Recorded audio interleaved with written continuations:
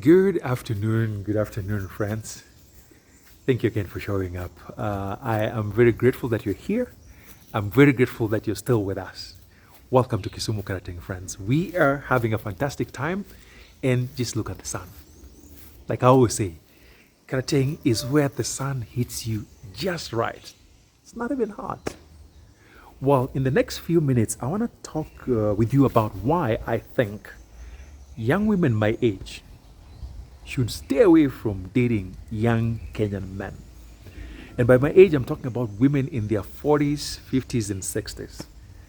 I understand that the human need for connection is always going to be there. And it doesn't matter whether you are 20, 80, 90, it's always going to be there.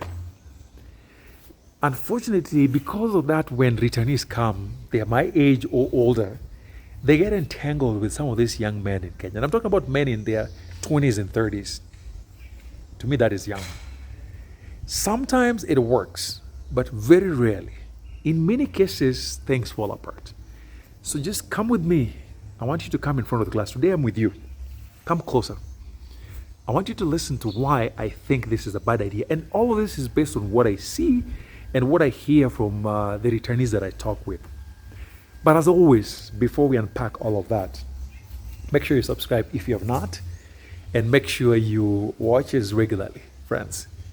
I also do construction, and so I help folks who are thinking of building the kinds of things behind me here.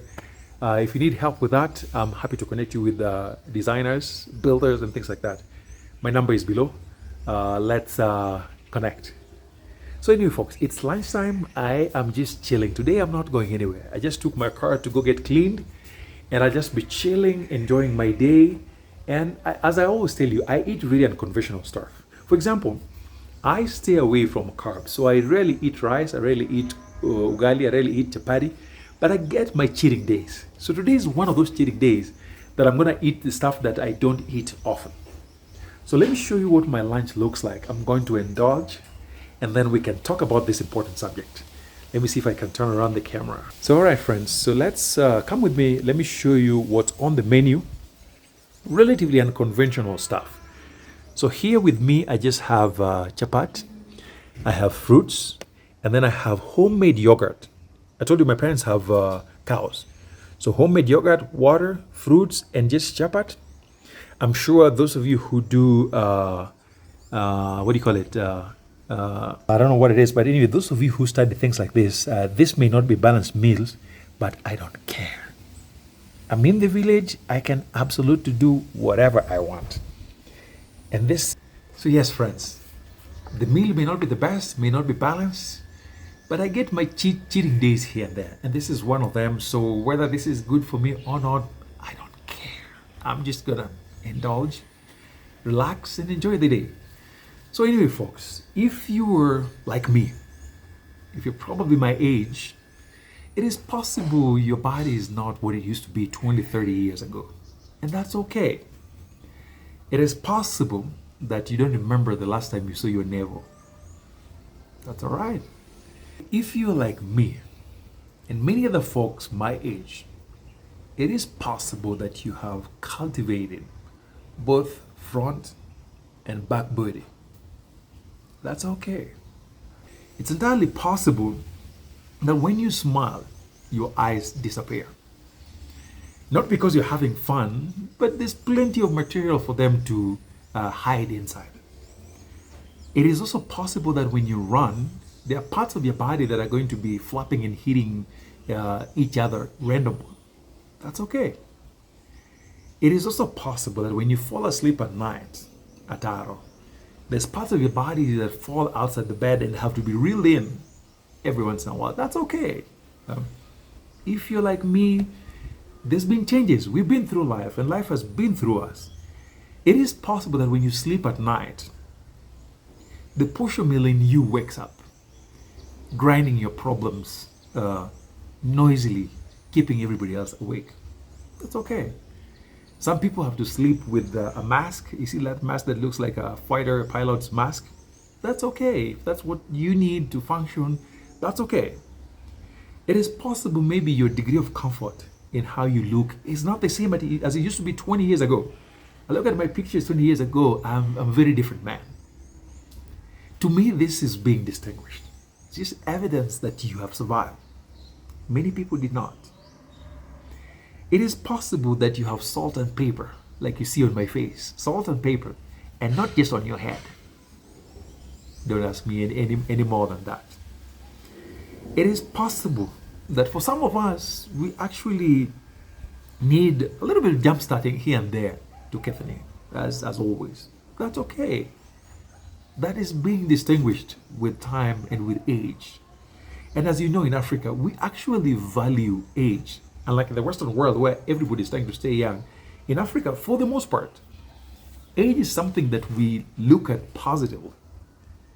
Now, it is also possible, especially for our sisters, that when you laugh, especially in a way that does not please the Lord, yeah, things are going to happen. Don't ask me why. And it is also possible that for some of y'all, when you're out there, people my age and probably older, randomly, even when it's cold, you may need a private fan to dissipate some of that extra energy that you are generating right now that never used to be there. And of course, at that point, a lot of our girls have extra firewood that brings in extra energy that needs to be dissipated. That's all right. As I said, this is simply evidence that we've all survived. We've been through life. And the truth is, there are a lot of people who grew up with us that did not make it here.